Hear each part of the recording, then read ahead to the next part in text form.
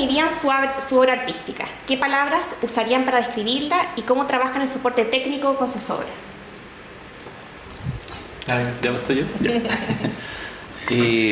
Yo creo que mi trabajo, lo voy a tratar de hacer bien breve, tiene que ver harto con las ideas del sur, con los cruces políticos, como mencionaba Amanda, con los cruces políticos que tienen que ver con lo latinoamericano y cómo las tecnologías son adoptadas en Latinoamérica, teniendo en consideración, ¿cierto?, las predeterminaciones de origen de las tecnologías, ¿cierto?, dónde son pensadas y dónde son diseñadas, en el norte global, ¿cierto? Y cómo esas llegan a Latinoamérica y cómo, digamos, configuran la forma en que entendemos las imágenes, en el caso de las tecnologías que generan imágenes, o los sonidos, ¿cierto? O las estéticas en general, ¿ya?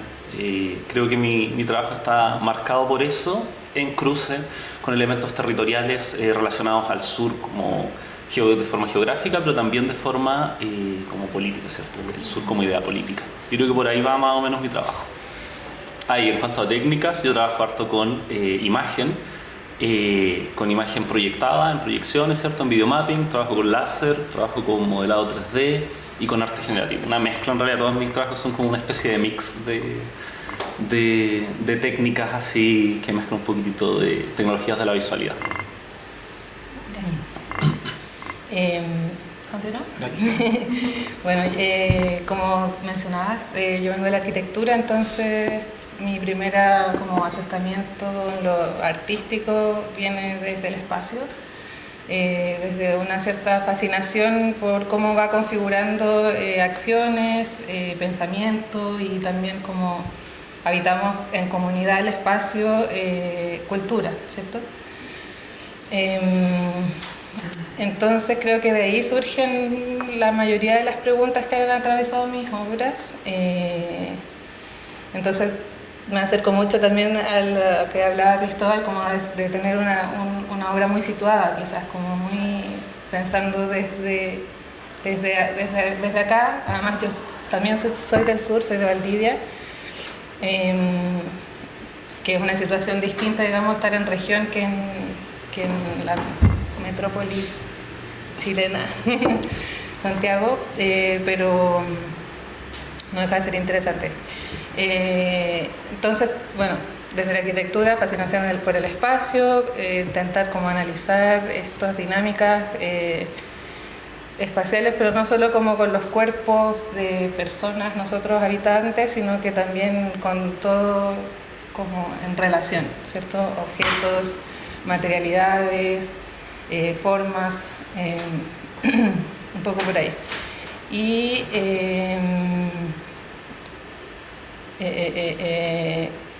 desde ahí trabajo como con materialidades distintas. Como en cuanto a lo técnico, bueno, descubrí la fotogrametría casualmente porque me daba mucha flojera como hacer planos. Y descubrí que existía un método para digitalizar. Desde ahí, todo lo que es materia digital, entendí como que podía especular mucho y derretirlo o llevarlo a ciertos límites, como desde los software tienen sus propios límites. Para mí los software, bueno, después vamos a entrar en esas preguntas, pero son herramientas, entonces como la materia digital y sus posibilidades, y de ahí salto como a veces imprimir, como usar esa materialidad digital 3D en impresión o en realidad aumentada, más o menos por ahí. Gracias. Ya, yo soy Felipe Sepúlveda, sí, estudio literatura, vengo del área relacionada con la literatura, soy profesor, o sea, de profesión, soy profesor de lenguaje en colegio. Y claro, como mi acercamiento al arte tiene que ver con, no estudié una carrera formal, tiene que ver más bien con lo informal, ¿cierto? Con ver tutoriales en YouTube, con experimentar con distintos medios que me permitía el computador que tenía en la época. Partí con la inteligencia artificial y de ahí como que salté también al 3D y ese es el medio principal que utilizo, 3D y fotogrametría y cosas que robo de internet. Y mi trabajo teóricamente igual lo pienso como, y lo traduzco al lenguaje porque, claro, como vengo de esa área en realidad, creo que es súper importante cuál es la traducción lingüística que tiene también, como a niveles narrativos, a niveles como cómo todo tiene una coherencia en sí, como que mi trabajo ninguna pieza es unidimensional, sino más bien como que lo pienso en un conjunto, en un mundo, ¿cierto? Como que me llama mucho la atención eso de la construcción de mundo, la construcción de formas, ¿cierto? Utópicas que corresponden y tienen, ¿cierto? Una historia que quizás está implícita, como que no está declarada, pero se puede visualizar en como hay una trama también detrás de eso, como es un momento que ocurre posterior a un cataclismo, que se ramifica, ¿cierto? La relación con la naturaleza. Y todo esto parte como un poco de un álbum de Björk, que también como que utiliza una misma forma narrativa que me ha impactado mucho. Y claro, como que siempre me interesó como llegar a ese punto, como cómo puedo generar algo así, como algo que tenga como esa circularidad, no sé, esa construcción narrativa. Lo encontraba súper complejo y claro, me aventuré un poco en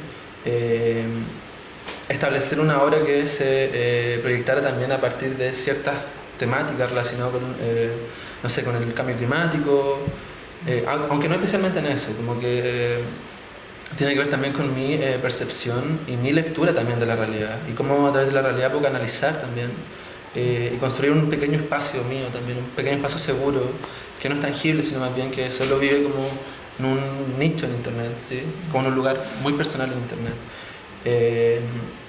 Y claro, como no lo hago como... No es mi trabajo principal, ¿cierto? No, como que hace un tiempo recibí recursos, pero como que ahora solo lo hago porque, no sé, me levanto y me acuesto pensando en cómo mejorar mi técnica, cómo aprender nuevas herramientas, sin que eso como que contamine el tener que, no sé, formalizarlo también, porque tengo mi profesión, que está como un poco oculta, como que no lo digo mucho, que claro, que soy profesor y trabajo como profesor. Y también está todo este ruido académico que es paralelo también a mi trabajo artístico. Y claro, creo que es algo muy personal, algo que nace también de la curiosidad de tener un computador, de vivir en Concepción, de ser un niño de 17, 18 años queriendo generar algo, queriendo, no sé, teniendo mucha inspiración, siendo fan de muchas cosas. Entonces, claro, como que viene un poco de ahí, como de ese lugar de la pieza, de la privacidad, y de ahí, claro, lo proyecto en el internet. Eso. Muchas gracias. La siguiente pregunta era: ¿qué artistas o movimientos artísticos, sean digitales o tradicionales, han influido directamente en sus estéticas o técnicas? Sí, pueden... Quizás Dale, yo para variar así la... Entre mis amigos igual hay como un pequeño chiste de que yo siempre doy la hora un poco con la Björk. Estoy obsesionado como de todo lo que construye, todo lo que hace. Y claro, yo creo que desde chico, de los 16 años, que soy fan de Björk, así... No sé, de muy niño, creo que me ha inspirado de una forma que aún no lo entiendo, que me ha impactado, sobre todo ese álbum, Utopia, donde trabaja con Arca, con Jessica Anda, con Hungry, que son artistas que creo que están como a la vanguardia artística en el mundo, en el planeta, ¿sí? Son de distintas partes, o sea, Arca es de Venezuela, Björk de Islandia, Hungry es de Alemania, ¿cierto? Pero tiene una ascendencia migrante. Y como ella puede juntar equipos artísticos que son... no sé, que están como en la primera línea de la generación y producción artística en el mundo, en distintas formas. Pero sobre eso como, bueno, yo no sé, como que estoy muy... consumo muchos productos infantiles, ¿sí? Me encanta, como creo que la forma narrativa que tiene mi trabajo, como que la saco mucho de la aventura. Como, bueno, eso es como un fun fact, así como soy fan de la aventura también de una forma estúpida. Me encantan las cosas que están hechas para niños, los libros infantiles, la literatura es fantástica también, la ciencia ficción. Por Björk, yo conocí un libro que, porque di una entrevista cuando sacó el Utopia, yo conocí un libro que se llama La parábola del sembrador, que afrofuturismo norteamericano de Octavia Butler. Y ese libro yo lo usé para hacer mi tesis de literatura en la Chile. Entonces, claro, como que siento que de alguna u otra forma, como todas mis referencias construyeron mi identidad en el sur, viví un poco a través de eso, porque la vida en región, no sé si ustedes lo comparten, es un poco solitaria, no hay mucha vida cultural, entonces como que me refugié un poco en eso y desde ahí como que conformé también mi identidad, mi trabajo artístico, mis gustos y nada. Creo que esas son algunas de las referencias que tengo. Bien. Me cuesta un poco esta pregunta, pero quizás todas me cuesten un poco. En realidad, claro, como tengo distintas bajadas artísticas quizás. Por ejemplo, este proyecto que está arriba, eso que está ahí es una realidad aumentada, ¿cierto?, de una ruina. Y creo que la mayor inspiración, o la primera inspiración quizás que uno tiene, ¿cierto?, son como las experiencias que uno ha vivido, ¿cierto? Quizás comparten conmigo eso. Y yo me escapaba del colegio y me iba a las ruinas a grafitear, a fumar y hacer cosas ilegales quizás.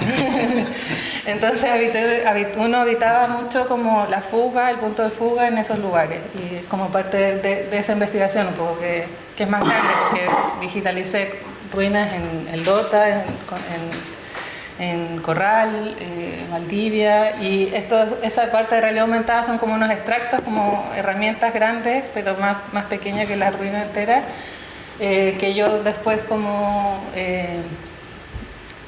modifiqué y las llevé a realidad aumentada. Entonces, claro, como esos lugares que uno ha habitado, yo comparto una postura que no me acuerdo de dónde la saqué, que es como uno es todos los paisajes que ha habitado, uno se compone de todos los paisajes que ha habitado. Entonces creo que esa es la primera como influencia. Y luego tengo como una cosa muy mental quizás, como que tenía muchas ideas y teorías que no sabía de dónde venían. Yo creo que quizás es como marxismo matérico. Y no sabía hasta que llegué al magíster que existían autores que hablaban de ciertas temáticas que me interesaban. Entonces ahí me encontré con autores como, no sé, Jane Bennett con La materia vibrante, o Bruno Latour con la agencia como de Actor Red, no sé, o nuevos materialismos, que al final es como marxismo nuevo. Entonces también fue bueno porque me hizo como bajar esto como una cosa más teórica. Y ya de frente como artistas, yo creo que todos como mis amigos soy fan. Mucha gente que sigo también en Instagram, no sé, me cuesta un poco como nombrarlos a todos, pero uno siempre se está como nutriendo de esto, siento. Sí. Yo creo que también tengo lo mismo que decís tú, como distintas bajadas, ¿cachai? Como que yo pensaba, como que me han inspirado muchas cosas a lo largo de la vida, como el mundo de las artes, pero creo que a mí me gustan las cosas como interdisciplinarias, y a mí me gusta mucho inspirarme de temas de literatura. El otro día le contaba a la Almendra que estoy pensando en un trabajo como basado en Lovecraft, que era como lecturas que me gustaban mucho cuando era chico, como medias fantásticas, un poco de terror y paranoia, ¿no? Esas sensaciones.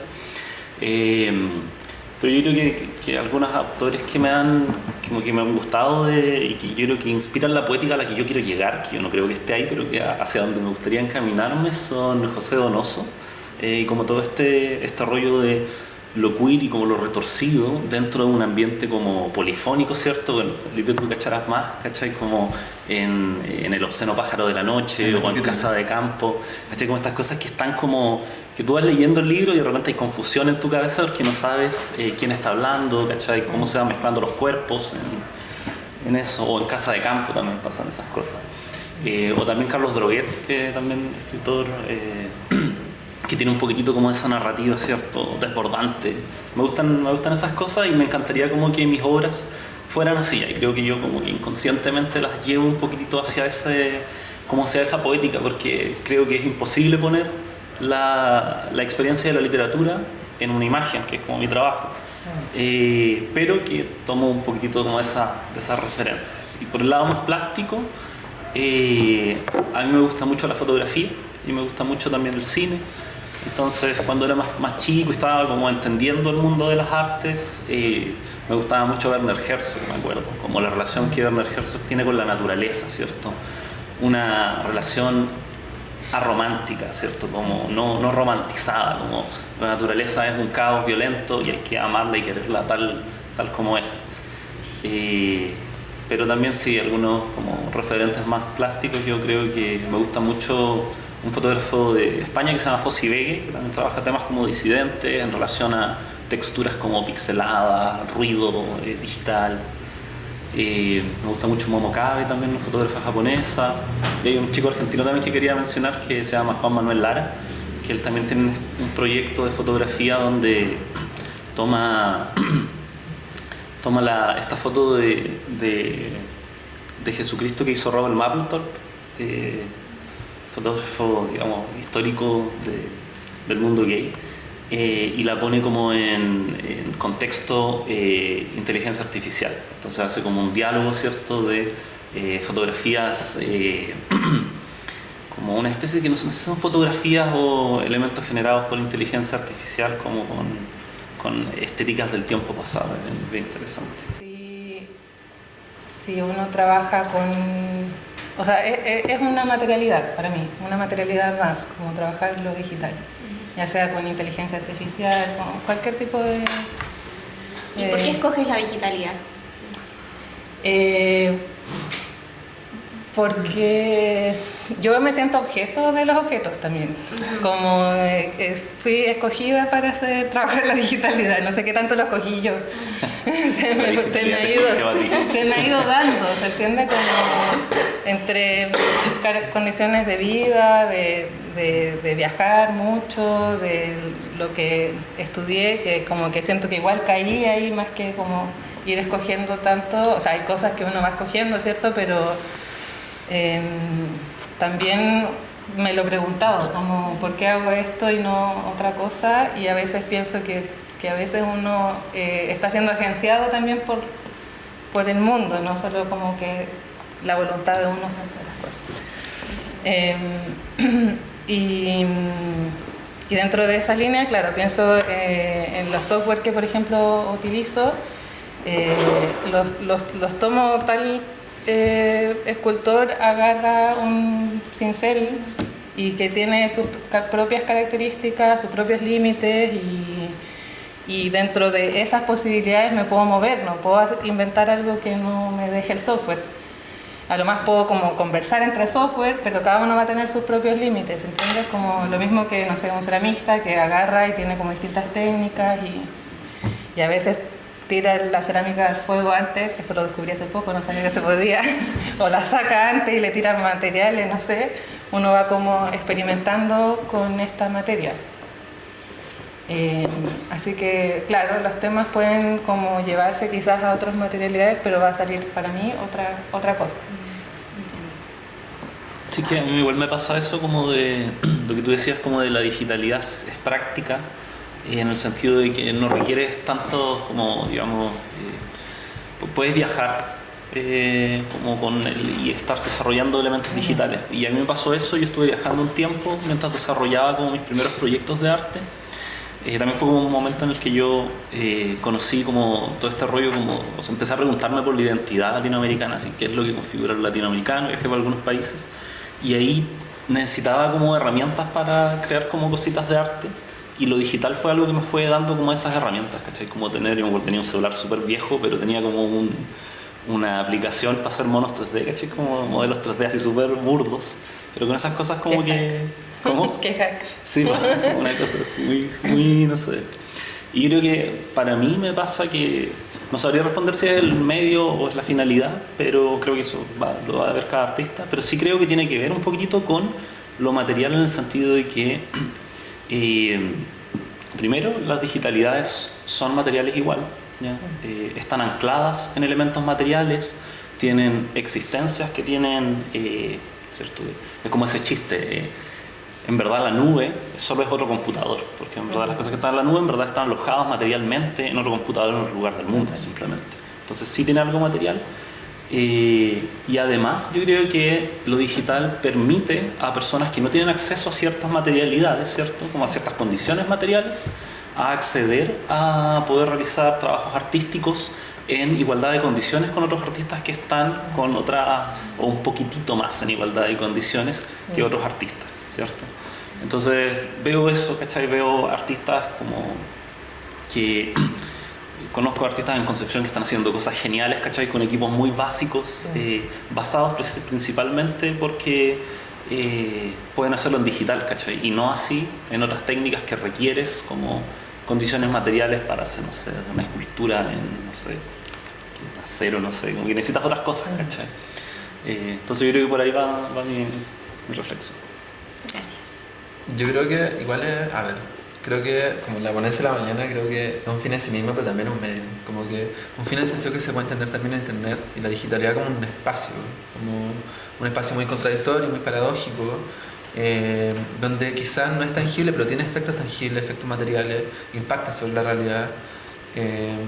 Claro, como decía el Cristóbal, creo que el acceso que permite la digitalidad es súper importante. Como el otro día había habido en TikTok sobre ilustradores venezolanos que tenían computadores como de 2 GB de RAM y que generaban, no sé, como en Paint generaban como ilustraciones y con eso la mercantilizaban, hacían comisiones para Estados Unidos y Europa, y con eso vivían. Entonces como la gente tiene acceso al Internet y puede generar productos. O sea, el otro día había como un lifestyle de un chico en China que hacía como con el celular, generaba patrones musicales y una fiesta, no sé, como que siento que la digitalidad permite el acceso, porque claro, las condiciones materiales también limitan el acceso también al arte, considerando que el arte también tiene, si lo leemos también bajo una perspectiva de clase, una perspectiva material, el arte también tiene ciertos límites, como el arte relacionado como el producto material, la labor también artística. Y por tanto, a mí, en lo personal, accedí al arte por medio de un computador de 6 GB de RAM. Y de ahí fui como avanzando, ¿cierto? Técnicamente en las herramientas que tenía. Pero claro, como uso Blender, Blender es una aplicación de software libre. Uso repositorios de fotogrametría, algunos que hago yo, otros que están a disponibilidad, ¿cierto? Y que lo daba la comunidad. Y también es cierto una lucha que se genera ahí porque, por ejemplo, había una herramienta que se utilizaba gente que hacía juegos indie, que daba como fotogrametría abierta a la comunidad, ¿cierto? Disculpa, ¿qué es la fotogrametría? La fotogrametría es cuando, tú voy a explicarlo mejor. Cuando uno transfiere algo del mundo físico, como escanear al mundo. Como un escaneo a través de fotografía, sí. Como que saca, no sé, en este entorno, no sé, 1000 Esto no es fotografías. buen ejemplo porque es transparente. Pero Claro, 1000 fotografías de acá claro. y se puede generar ese espacio en 3D. Y claro, eso lo compartían la comunidad de personas de todo el mundo y se privatizó. Entonces como que hay un poco como un tira y afloja en cuáles son los límites, cuál es el acceso, si accedemos o no a la piratería, si usamos la herramienta, si craqueamos por ejemplo el Adobe o si lo pagamos también. Entonces claro, creo que a lo que iba es que la digitalidad permite, no sé, es que igual siento que es un poco una afirmación muy sustantiva decir que la digitalidad democratiza, pero en algún sentido creo que sí. Creo que sí ha permitido el acceso al arte a personas que quizás estaban fuera de la esfera artística. En mi caso, por ejemplo, accedí al arte sin tener una carrera formal relacionada con el arte, sin tener los medios técnicos necesarios para generar arte y usando un software de manera intuitiva. ¿Sí? Conozco mucha gente que hace cosas increíbles solo con un computador no sé, sin tarjeta de video y con 8 GB de RAM. Y hacen música increíble y van creciendo y tienen la disponibilidad de medios, no sé, craqueando en una página en iraní o india, ¿cierto? Apunta a tutorial indio.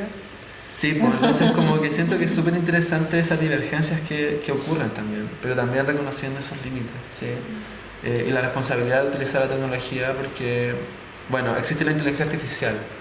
Pero claro, estamos viendo los efectos también de la inteligencia artificial como una máquina de guerra. O sea, lo utilizamos con fines artísticos, pero ¿cuál es la reflexión en torno a esa herramienta en sí? Una herramienta que quizá no es neutral también. Alguien escribe la inteligencia artificial, como cuáles son los patrones que están detrás de eso. ¿Quién utiliza esa herramienta? ¿Por qué existe esa herramienta también? ¿Por qué esa herramienta se construye en el norte? ¿Por qué tienen que ver con empresas privadas? No sé, como que siento que uno no puede no pensar también cuáles son sus herramientas, cuáles son sus estrategias y sus tácticas. Porque claro, ahí como que siento que el medio y la técnica, como que la lectura sobre eso se ausenta. Y si no tiene una lectura, hay un trasfondo, como que imposibilita también generar una traducción más compleja, ¿sí? Y sobre todo yo creo que esa reflexión hay que darla en torno a la inteligencia artificial también. ¿Cuáles son esos límites, cuál es la responsabilidad, cómo pensar también la inteligencia artificial de manera estratégica y cómo se está utilizando en la guerra, ¿sí? O sea, según yo tocaste dos temas súper importantes, como las comunidades digitales son una cosa increíble, la ñoñería, la gente, el nivel de ñoñería donde uno puede como resolver cosas en foros que uno no tiene idea y a alguien le pasó lo mismo y te puede salvar muchos procesos lentísimos, larguísimos, increíble. Y luego como en realidad todo el desarrollo tecnológico es para la guerra, Sí, no solo inteligencia artificial. Entonces es un problema, o sea, no sé si o sea, es un tema, definitivamente una situación importante y ahí creo que, o sea, mi perspectiva es como el enfoque que uno le va a dar a las cosas que usa. Como un cuchillo mismo yo puedo matar a alguien o me puedo cocinar algo súper nutritivo como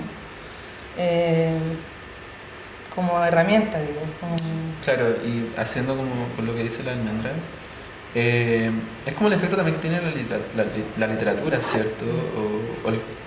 Como la idea, como la creación de imágenes, como, no sé, como los sistemas ideológicos, filosóficos, ¿cierto? Van impactando también sobre la realidad. Y como la construcción de imágenes en medios digitales, ¿cierto? También distorsiona de alguna manera la realidad. Claro, eso como viniendo a la literatura, me interesa mucho eso, como el lenguaje, no sé si, creo que esto es muy cliché, pero no sé si lo construye, pero impacta sobre la realidad, ¿sí? ¿Cuál es la relación también del lenguaje con el mundo y de la imagen con el mundo? ¿Cómo la imagen media y construye el mundo? Bueno, yo, si me preguntan por el futuro, claro, yo creo que uno puede lanzar ahí algunos tiros como de qué es lo que uno cree que va a pasar. Yo creo que una buena idea es mirar hacia el pasado, ¿cierto? Para ver qué es lo que puede suceder hacia el futuro, ¿cierto? Como que hay gente que dice que la historia es una forma de predecir el futuro, ¿cierto? Y yo pienso que un elemento clave que ha sucedido en el tiempo cercano es el acceso, como el acceso más universal, no universal, pero el acceso más ampliado, ¿cierto? De la generación de imágenes mediante redes generativas, mediante inteligencia artificial, que impactó así de forma importante a la manera en que nosotros percibimos las ideas de verdad y las ideas de mundo, ¿ya? Como que el otro día mi papá me mostraba unas fotos de inteligencia artificial y decía, mira qué bonito este banco de inteligencia artificial, y yo pensaba, la idea de lo que nosotros consideramos verdadero fue erosionándose durante el siglo XX, ¿cierto? Con la llegada de la fotografía, que era esta forma de certificar la realidad. Luego con, digamos, Photoshop y todo eso, ¿cierto? Fue como decayendo esta idea de que la realidad se puede transmitir en una verdad, ¿cachai? Y con la inteligencia artificial y con esto, digamos, las imágenes de ChatGPT, de Estudio Ghibli y todo eso, ¿cierto? Ya como que se acabó, ¿cachai? O sea, tú ves cosas en las pantallas y ya no puedes estar seguro si es algo real o no, si es inteligencia artificial o no. Y yo no creo que eso sea algo malo. Y creo que el futuro va a estar un poquitito mediado por esa idea, ¿cierto? De cómo podemos crear imágenes que reflejan elementos que como físicamente o visualmente pueden reflejar la realidad, ¿ya? Pero que han sido creados desde una máquina, ¿cachai? ¿Cierto? No vienen necesariamente reflejados desde una fotografía o algo así. Entonces yo creo que vamos a tener algunos temas con la verdad, yo me atrevería a decir eso. Y con cómo, yo por lo menos lo veo desde lo visual, cómo las imágenes empezaron a cambiar hace unos años con esta llegada y van a continuar cambiando la forma en que nosotros entendemos las imágenes. Y ahí yo creo que el rol de los artistas va a ser importante. Eso es bien discutible, pero yo creo que es importante, ¿cierto?, generar reflexiones críticas que nos permitan situarnos en ese contexto y tener herramientas también críticas, ¿cierto?, para discernir, ¿cachai?, qué es lo que va a pasar con las imágenes de aquí en el futuro. Se me ocurre eso, así muy... Sí, yo estoy muy de acuerdo, como que para mí el tema de la representación, de que era como lo que se le da como la carga a la imagen hasta hace muy poco, ¿cierto? Como de que fuera la verdad. Es como la situación con la pintura.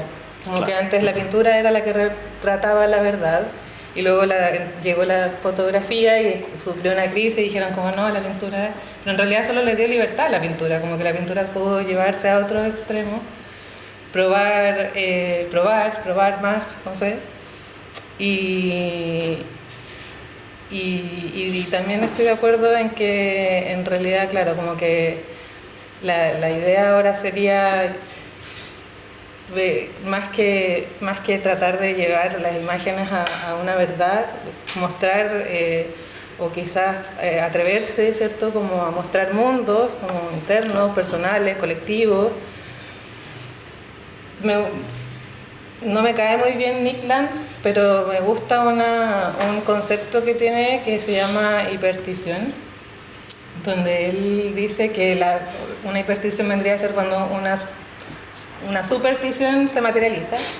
Entonces, claro, habla como de la bolsa, como una hiperstición, donde se está especulando todo el tiempo y se termina materializando. Yo pongo en ejemplo también la película Matrix. Ahora uno va a una fiesta y todo se vende Matrix. Como ciertos imaginarios que se van colando o más bien construyendo realidad.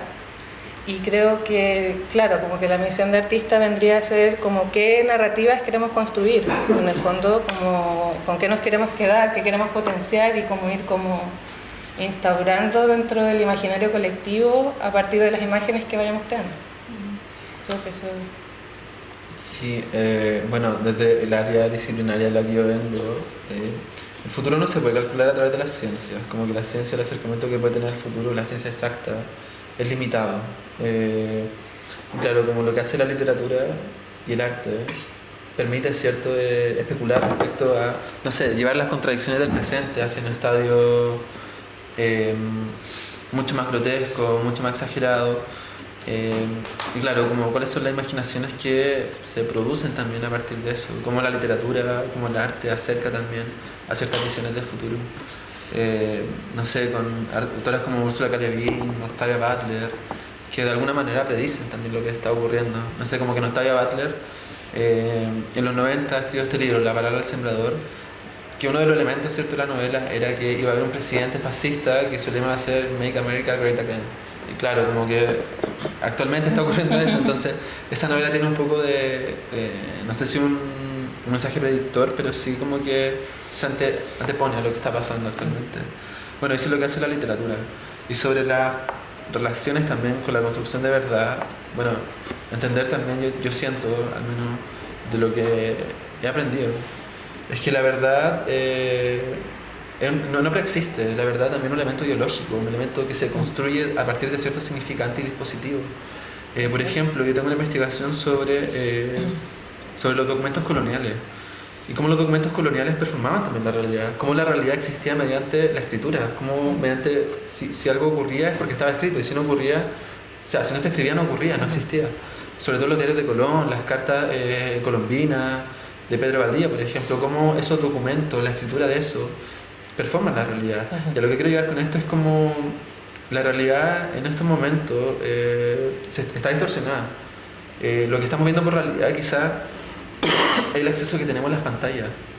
Entonces, claro, quiero problematizar lo que dicen respecto a que la realidad siempre se ha constituido a partir de verdades que no son preexistentes, sino que son ideológicas, son parte de la hegemonía, entendiendo la hegemonía como lo dice Gramsci.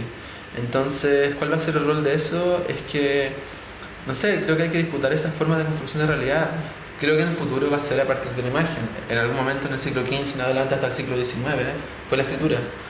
La literatura tuvo su lugar como documento jurídico. Yo creo que en el futuro la imagen, y en estos momentos también, tiene su lugar también como un residuo sígnico de la realidad.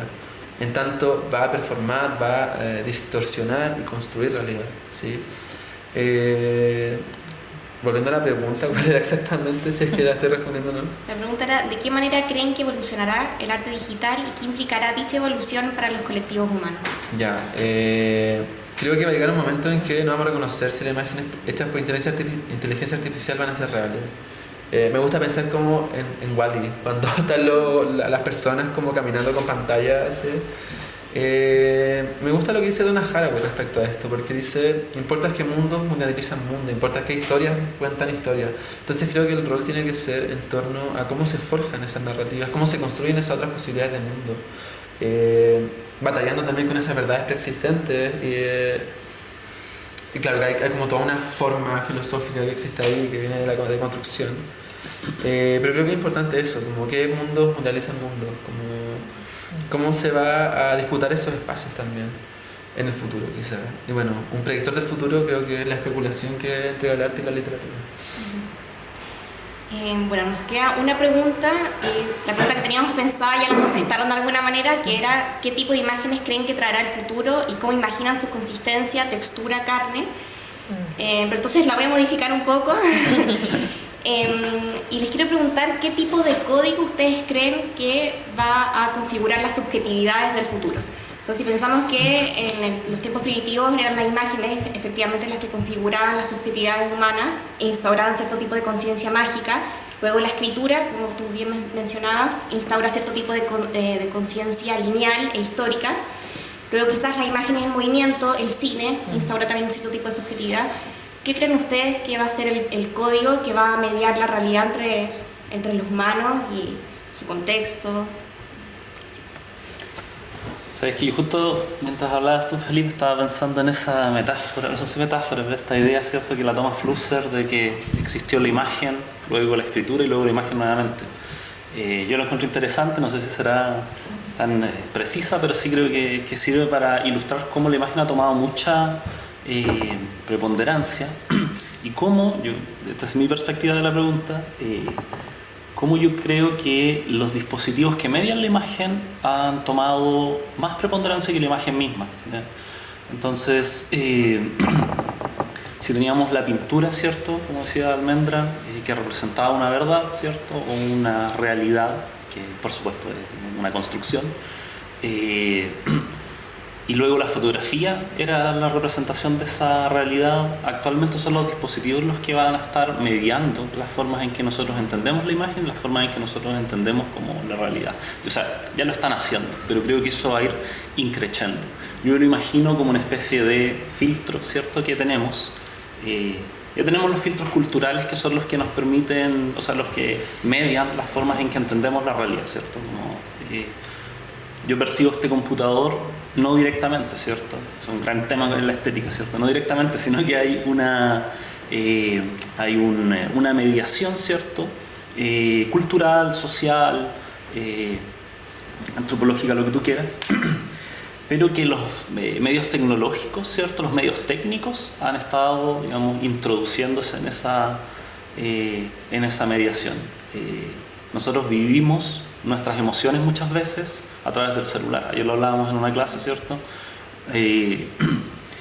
Ponemos nuestra intimidad, ¿cierto?, nuestra subjetividad íntima en un dispositivo, ¿cierto? Yo de repente hablo ahí con mi familia, con mis amigos, con mi pareja, ¿cierto?, a través del teléfono, y es el mediador que me sirve para obtener, ¿cierto?, esos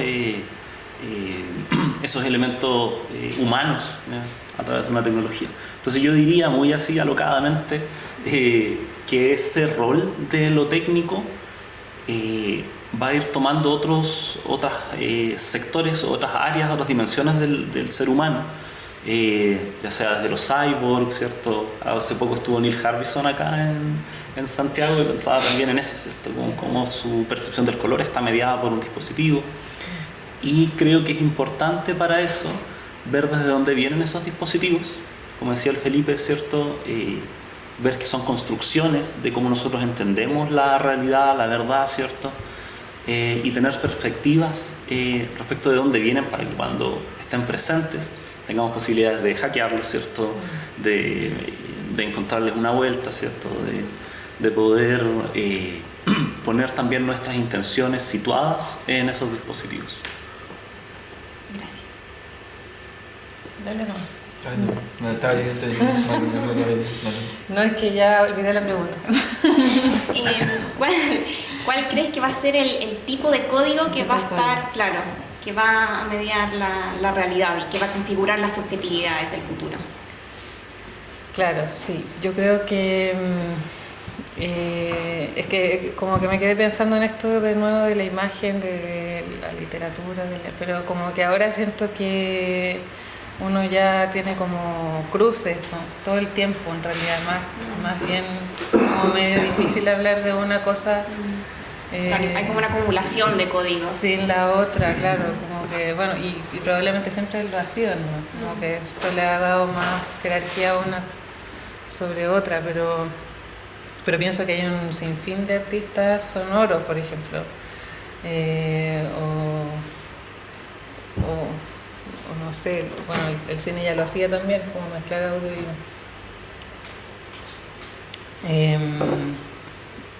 sí, creo que me parece interesante como lo de poder apropiarse en realidad constantemente de las herramientas que uno tiene como a mano.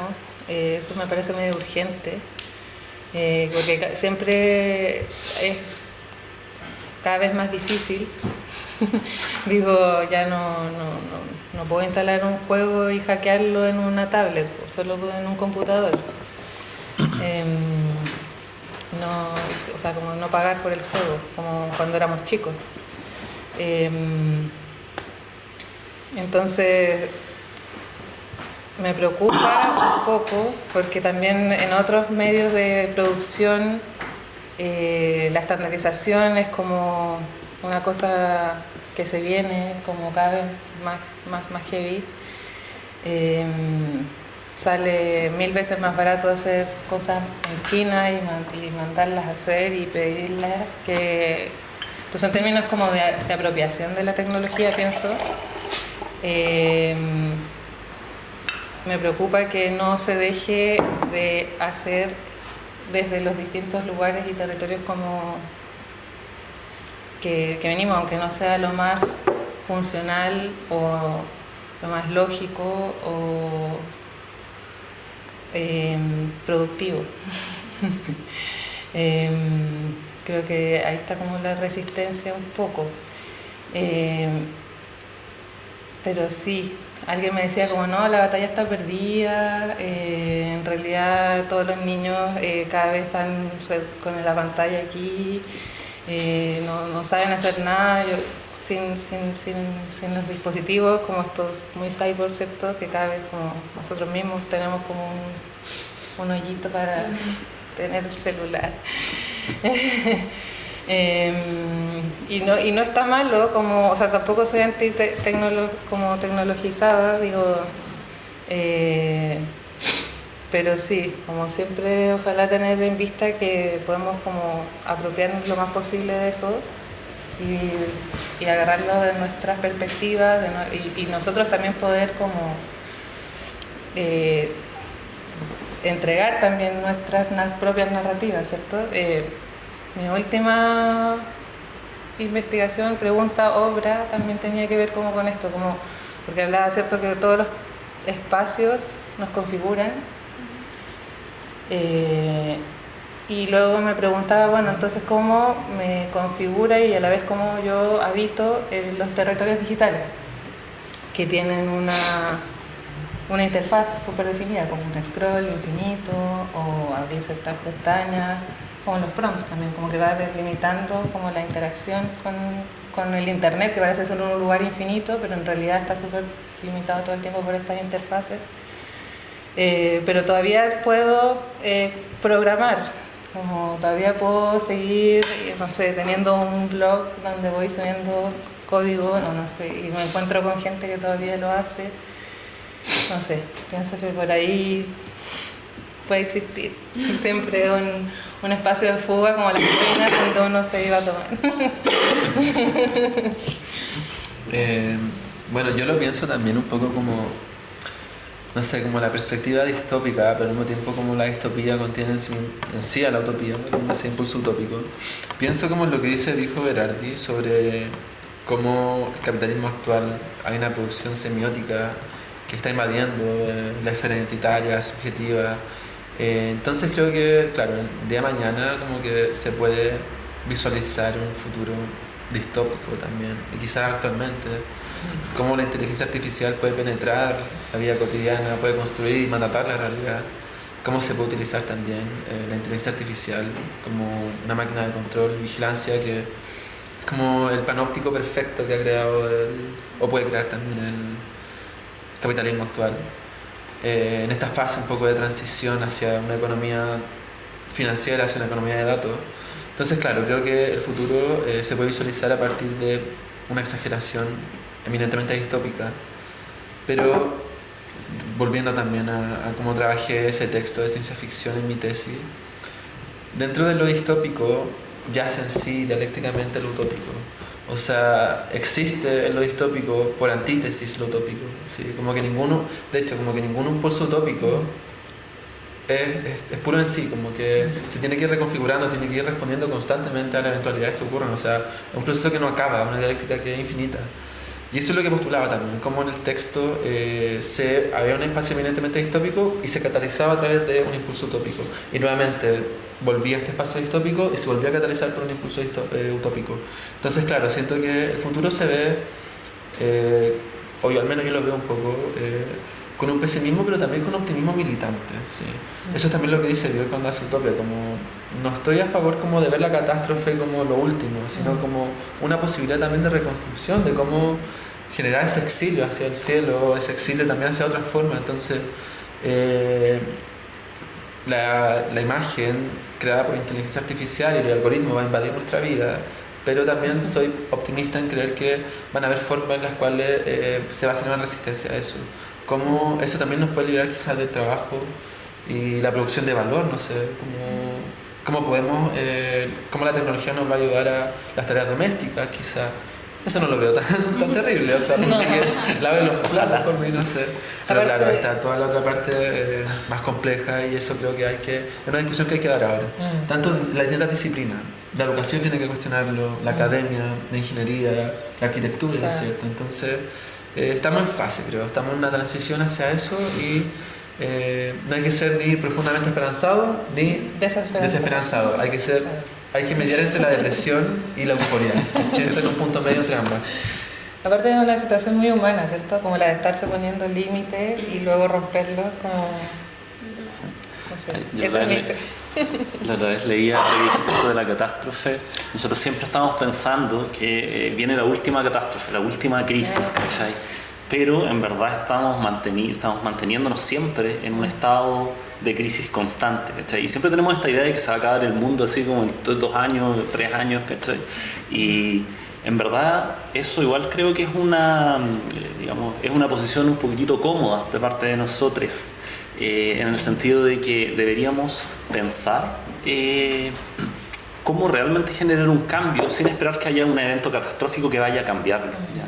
Y eso yo creo que es una de las ¿cómo se llama esto? De las fortalezas, pero también de las debilidades, ¿cierto? De que salió Nick Land y Snipes, ¿cierto? Del aceleracionismo, ¿cierto? De creer hacer que vamos a hacer caer el capitalismo a través de la aceleración. Entonces, creo que es bueno saber que las cosas no van a cambiar así rápidamente de a poco, sino que se están asentando cada vez más algunos procesos políticos, industriales, productivos, etcétera. Y tenemos que generar, yo creo, algunas estrategias ahí para tomarlo, como dices tú, desde distintas disciplinas. Sí, y de hecho, como lo que habla el Cristal de la Destrucción, recuerdo un texto de Denis Ferreira da Silva que se tradujo hace poco al español. Yo traduje una parte como muy por hobby como al español, es un texto en portugués brasileño, y hace clase en la Universidad de la Columbia Británica. Y ella habla como en sentido metafórico es como, no tenemos que salvar este mundo, tenemos que destruirlo, como destruyamos las herramientas que construyeron este mundo, como intentemos crear otro mundo nuevo a partir de otros valores, de otras formas, ¿cierto? Sobre todo ella habla de la temporalidad, como esta temporalidad del progreso cada vez está más decayendo, ¿sí? Como ella aboga por otro tipo de temporalidad, pensando en los eventos pasados como constitutivos del presente, que el futuro está ocurriendo en este momento. Como las 3 dimensiones temporales se diseminan y todo está ocurriendo en este momento en forma sincrónica.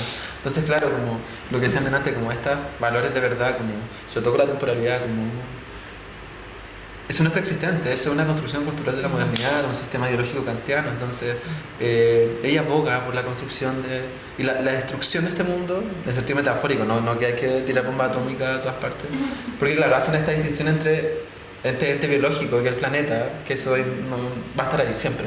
Y el mundo como una construcción, un signo, un significado, ¿cierto? Que se va moldeando y se va construyendo de distintas formas. Entonces, ella dice, destruyamos el mundo, como en sentido metafórico, y construyamos otro mundo con otros valores de respeto, sin diferenciación, sin determinabilidad, etcétera, etcétera. Claro, un poco utópico, pero también siento que eso impacta también en la forma en que podemos entender el tiempo, el espacio y la construcción del mundo. Igual me quedo mucho, bueno, ya me iba a preguntar, podemos abrir el espacio del público, pero me quedo mucho con lo que conversaron recién, de que claro, la postura generalmente que se toma con la técnica, la tecnología, la inteligencia, es es catástrofe, viene todo mal, pura negatividad. Y claro, esa posición, como tú dices, es cobarde de cierta forma, en el sentido de que no se permite pensar otra cosa que no sea solo negatividad. Y tú también lo decías, como no puede existir distopía solamente o utopía solamente, como que coexisten y hay puntos de fuga, ¿cierto? Que eso, a lo mejor, eso es lo que hay, un poco lo que el coloquio también quería invitar, a buscar esos puntos de fuga en la técnica, en la tecnología, etc. Susana, no sé si alguien del público tiene alguna pregunta. O comentario. O comentario de lo que conversamos acá. Respecto a la inteligencia artificial, como en esta visión más negativa, creo que reproduce, ¿no?, como las lógicas del capitalismo moderno, son las herramientas del amo, también creo, sobre todo, y que no van a permitirnos desmontar, ¿no?, la casa del amo, como muy bien diría Audre Lorde. Y en ese sentido, creo que hacernos la pregunta por los derechos de autor, por el plagio, por la ética también, por los pagos de suscripciones de muchas herramientas y que finalmente lo que hacen es empobrecer a los artistas. Björk misma está en contra de Spotify, ¿no? Lo critica ampliamente, si bien reconoce que es una herramienta que para muchos artistas puede abrir caminos, también los reduce en la cantidad, por ejemplo, de reproducción de esas canciones y cuánto es el pago asociado a esas canciones. Creo que son 1000 reproducciones, no sé en cuánto tiempo, que miden el impacto, ¿no? Todas estas plataformas, medios digitales están midiendo impacto y también reproducen y generan riqueza para algunos pocos. Spotify nada más, creo que es como sus accionistas hicieron un branch para Trump antes de la posesión, ¿no? Entonces, no sé cómo ustedes también piensan, a partir de su trabajo creativo, el tema de los derechos de autor, de la ética y en el fondo, para quienes estamos construyendo también las imágenes. Siento que si bien hay una perspectiva también democrática, igual limita a ciertos sectores de la población, sobre todo los mayores, creo. Y que es una pregunta que también deberíamos hacernos, tal vez. Y solo, claro, que algo que se ha tocado sobre la realidad y la verdad también son valores occidentales y modernos que creo que para las sociedades prehispánicas, tampoco me gusta mucho esa categoría, pero prehispánicas en nuestro continente no eran operativas, ¿no? Y en ese sentido la imagen es importante, pero no como en términos de verdad ni de belleza. Y por otro lado, tal vez el rito es lo que sostenía también esas sociedades. Solo un planteamiento ahí. Pero bueno, eso, que tiene que ver con los derechos de autor, cómo lo reconocen ustedes, si son relevantes, si lo han pensado o no, tal vez en sus prácticas. Muchas gracias nuevamente. Oye, me deja yo. Dale. Acá. Me toma la pregunta. Dale, porque... tú dale. ¿Sí? Sí. O... Entre los dos. Ya, al mismo tiempo. Voy a decir algo muy cortito. Dale. Muy cortito. Después. No, que a mí me toma la pregunta porque yo estudié Derecho y también estudié sobre derechos de autor y hace poco también me especialicé un poquito con algunos temas de derechos de autor. Yo me acuerdo que en la primera clase de mi curso de derechos de autor en la universidad, la profesora nos dijo, tienen que saber que los derechos de autor son el arma de los poderosos, ¿ya? Y creo que es algo que está muy presente hoy en día, ¿cierto? Es verdad que los derechos de autor pueden llegar a generar ciertos réditos y proteger algunas obras de artistas, digamos, como nosotros, ¿cachai? Pero en general los derechos de autor están pensados para las grandes disqueras, ¿cierto? Para las grandes productoras y distribuidoras de cine. Y creo que es bueno que hayamos tocado este tema porque la producción de imágenes a través de inteligencia artificial con base, ¿cierto?, en estas grandes bases de datos que se toman ilegalmente, ¿cierto?, de artistas, de lo que sea, es un paso más hacia la configuración del derecho de autor, ¿cierto?, como el derecho del imperio del dinero.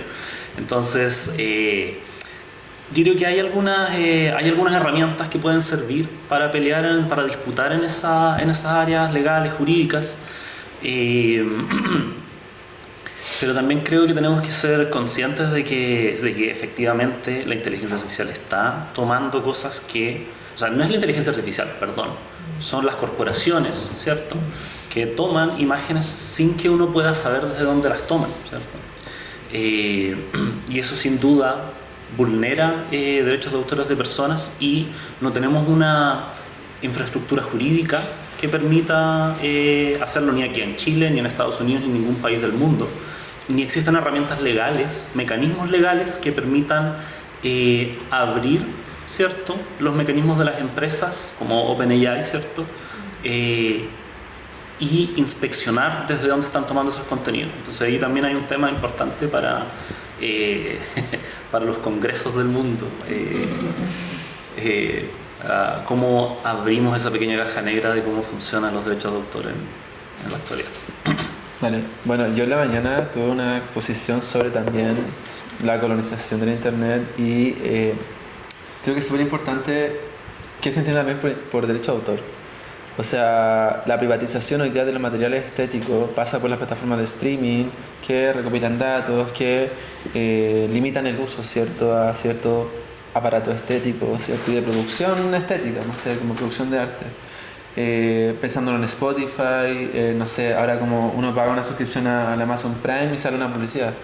Entonces creo que la migración que se hace a la piratería es muy importante ahí, cómo los derechos de autor en ese momento no importan para el consumo de esos objetos estéticos, ¿sí? En el sentido de que se pone a disponibilidad y se democratiza el acceso. Por ejemplo, lo que ocurrió con SciHub, que se liberaron miles de documentos académicos y eso se pone a disponibilidad, ¿cierto?, para la comunidad científica, académica. Claro, pienso en eso, como en esa situación, como ahí como que los estados y las empresas privadas utilizan todo el aparataje jurídico para ir en contra de eso, de ese tipo de democratización de conocimiento y de consumo de objetos estéticos. Pero claro, pienso en el otro lado lo que está ocurriendo con la inteligencia artificial, como eso de Cristóbal, como derecho de autor pensado en qué, en proteger cierta producción de riqueza o proteger a los artistas, ¿cierto?, de que no utilicen sus obras para enriquecerse, ¿sí? Creo que eso es importante.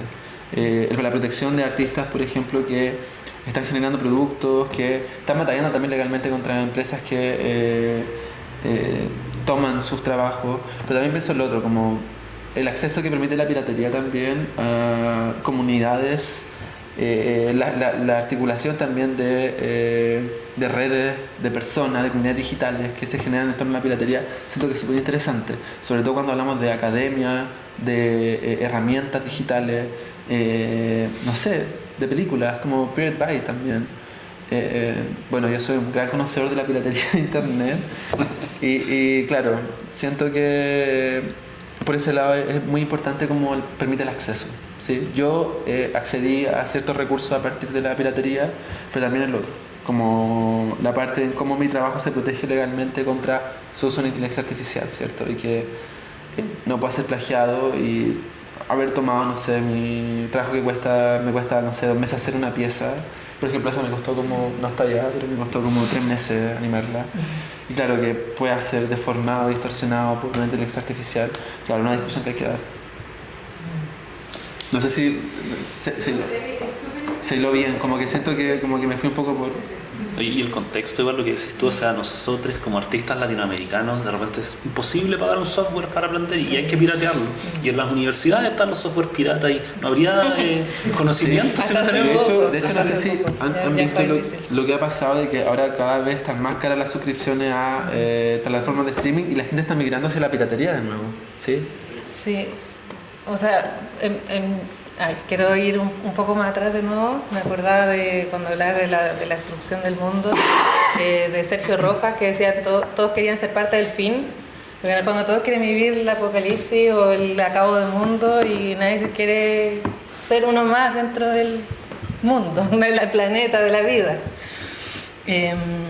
Y concuerdo mucho con lo que dijiste sobre cómo estas narrativas son para mí también súper capitalistas, porque en el fondo si ya no queda agua, si está todo perdido, como ¿por qué voy a ir yo, persona, a como enfrentarme a todo un mundo de comercio, de capitalismo, de empresas, industrias gigantes, a decir algo, a hacer algo? ¿Yo quién soy yo? ¿Cachai? Incluso como la idea un poco de ducharme menos suena absurda, o de reciclar, porque ya todo está perdido, entonces ¿de qué también para qué voy a hacer algo más si en verdad está todo perdido? Creo que esas narrativas son importantes de cuestionar. Sobre el tema de la autoría, personalmente nunca me he preocupado, como que no me interesa mucho si mi obra la toma alguien y se la quiere apropiar, pero sí me parece como un tema interesante como cuando está siendo como capitalizada en realidad. También pensaba como en el asunto de la piratería, de que en el internet como los 90s del internet también se pensaba que el acceso a la información iba a ser como libre para todos y como que ya no íbamos a necesitar universidad y como las comunidades hackers íbamos a lograr, no sé, un mundo distinto al que llegamos ahora, actual. Entonces como que igual siento como no sé, tengo muchos niños cerca que no saben usar un computador, mucho menos hackear cosas. Entonces, como me pregunto, los hackers llegamos como hasta nuestra generación, ¿no? Nosotros pirateamos cosas y no sé cuánto más va a suceder, como el tema de los rangos etarios, ¿cierto? El acceso a las distintas plataformas, como que siento que igual está bien sectorizada en un rango etario. Eso pienso, no sé. Sí. No sé si ustedes integran al menos lógicas un poco de archivar en su práctica digital o de generar un archivo de su obra. Me refiero en esto en dos partes. Al menos yo ya tocar un poco el tema de derecho de autor y un poco cómo superar lo efímero de la digitalidad, que en especial puede ser de que una versión sí lo soporte y la otra versión no, o la obsolescencia o lo retrocompatible. Y en otro sentido, lo que mencionaron brevemente por un rato, que era el sentido de la comunidad digital, en el sentido de esa capacidad de poder buscar en GitHub un Blender y luego de ahí construir su trabajo a partir del archivo de otros artistas. Entonces, quería preguntarle un poco cómo entienden la lógica del archivo en su práctica digital. Yo soy buena para el archivo, tengo un montón de fotogrametría, trabajo como muy así de capas de información. Y no sé si voy a responder a tu pregunta, pero me hiciste acordar como de un chiste que me pasó con esto. Que yo esa interacción primero la hice con Metaspark, que tenía un soporte de realidad aumentada a través de filtros, que dejó de dar soporte en enero de este año. Entonces fue súper chistoso porque son ruinas, entonces como que mi obra se convirtió en una ruina digital, literal. Dejó de funcionar. Entonces después vine y la mudé una parte de la obra porque ya no toda la interacción, porque era una programación más o menos ahí y por temas de tiempo en realidad. Mudé los archivos a otra plataforma que se llama Glitch.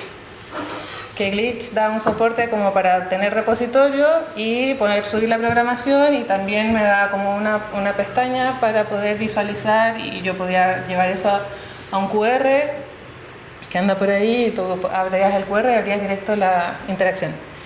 Y ahora Glitch también llegó con un mail diciendo hasta el 2026 vamos a estar gratis y después vamos a cobrar. Entonces como que de nuevo va pasando esto, como que me siento media perseguida. Pero siempre están como estos otros como GitHub. Ahora estoy en GitHub, ahora está en GitHub. Y espero que no sé cuánto tiempo va a durar en realidad, como que siempre está esta obsolescencia como de lo digital, es súper rápido. ¿Y cuál era la otra pregunta? Sobre las comunidades. Sobre las comunidades. Claro. Bueno, uno sobrevive como con eso, con las comunidades. Como ahora, ¿dónde me puedo ir? Sí. Porque más gente le está pasando. Imagínate todos esos desarrolladores de Metaspark. Se borró todo su trabajo. Simple. Y ya. Sobre eso, bueno, yo desde chico yo nací con un computador, como en mi casa. Mi acceso a la internet fue súper temprano, entonces siempre he tenido computador, siempre he sido un niño computín. Entonces el archivo para mí igual es como, lo veo de otra forma, no tanto de mi trabajo, sino como tengo colecciones, carpetas de colecciones de imágenes, como solo imágenes que voy viendo en internet y las guardo, como para después volver, porque siento que después como lo que pasa con lo que dice la almendra es como se van perdiendo en el internet también. No sé, Tumblr hoy día es un basurero, ¿sí? Yo sigo usando Tumblr para sacar imágenes también. Y claro, tanto eso como esta obsesión por descargar cosas y tenerlas guardadas en carpeta, ¿sí? Y siempre poder acceder a eso. Software pirata, imágenes, música, samples, no sé. Películas también. Aunque no tanto, yo no colecciono tantas películas, pero colecciono hartas imágenes. Entonces tengo imágenes como de insectos, imágenes de, no sé, ilustraciones. Tengo carpetas estúpidas organizadas de manera que voy entrando a una y saliendo a otra. Y esa es mi relación con el archivo. No sé, no tengo mi obra recopilada como en una página así en que pueda acceder, pero sí tengo guardado todo lo que he hecho desde el comienzo de que empecé a trabajar y generar productos estéticos hasta ahora. Y lo otro sobre las comunidades digitales, ¿cierto? No sé, como que yo, toda la gente con la que me entorno hoy día la conocí por internet. Vivía en Conce, tenía amigos como que eran de todas partes, en un momento todos se fueron a Santiago. Sí, y antes era chistoso, como no nos conocimos por Instagram, pero ahora es como casi normal igual. Pero bueno, toda la gente que yo, bueno, los chiquillos no los conocía, pero tenemos como, en vida de internet somos amigos como hace 7 años. Hace caleta. Sí, como que los cacho, como... y bueno, lo que decía Cristóbal antes, que yo como en internet igual soy como una eminencia, como que nadie sabe en qué parte estoy, como que de repente estoy acá en Santiago hace 7 años y la gente me pregunta cuándo volví, no sé. Entonces, claro, pertenezco a muchas comunidades de internet, tanto de juegos como de piratería, de descarga. Por ahí he conocido gente, tengo amigos que también se han conocido a través de, no sé, Discord de PC Music, por ejemplo. Y nada, eso, como que creo que en internet ya estoy en ese momento en que mi vida se construyó también junto al internet, en Conce. Jugaba Jabo, tenía juegos de rol en Jabo, como donde conocía gente de Venezuela, Argentina, donde uno compartía cosas. Por ejemplo, me acuerdo que tenía como un juego de rol en Jabo, Hogwarts, cuando tenía como 10 años, no sé. Y me acuerdo que lo hacía como con un chico venezolano, Henderson se llamaba. Y me dijo que había muerto Hugo Chávez antes de que saliera la noticia como tal, no sé. Era una anécdota, así. Sí, y nada, eso, como mi relación siempre ha estado dentro de internet y generando y conociendo a gente. Y eso. Yo lo del archivo, yo creo que tengo dos visiones. Una respecto de las artes y el conocimiento en general, que yo creo que el tema de la digitalidad puede ser complejo para cómo se almacenan materialmente estos datos, debido a que la volubilidad volátil, ¿cierto?, del soporte digital es delicado, ¿cierto? Se puede dañar rápidamente, ¿cierto? Pero existen. Discos perdidos. Sí, digamos, claro, eso me ha pasado con mis discos duros, con mis trabajos, y de repente no funcionan más un día y se pierden, ¿cierto? Y sobre todo para personas, digamos, como nosotros, que no tenemos acceso a infraestructura importante en ese sentido, ¿ya? Entonces yo creo que ahí hay una tarea, ¿ya?, que yo veo que es institucional, ¿ya? Hay una tarea como estatal de generar archivos respecto de elementos digitales, así poniéndome ya así como exigiendo cosas, que hace poco hablamos de eso. Entonces creo que es importante preservarse y saber dónde están esas cosas. Repito, tener algo en la nube no significa que eso está seguro, ¿cierto? Nosotros ponemos algo en la nube creyendo que eso está ahí, digamos, existiendo, pero en verdad está en el servidor de una corporación, de una empresa, y a Google de repente se le ocurrió, me acuerdo hace unos años que pasó con, no me acuerdo con qué cosa, dijeron, bueno, vamos a borrar estas cosas y desaparecen de tu drive, ¿cierto? Entonces es importante saber en qué materialidades están y en qué, también a qué corporaciones estamos accediendo con eso. También, bueno, yo confieso que yo soy un desastre con mis propios trabajos, se me pierden, tengo mala calidad, así soy totalmente un desastre en ese sentido, pero sí creo que es importante, vamos a hacer ahí una tarea. Y con respecto a la comunidad, lo último, para mí también es importantísimo, o sea, yo también de chico metido en los foros así como preguntando cosas, pidiendo archivos.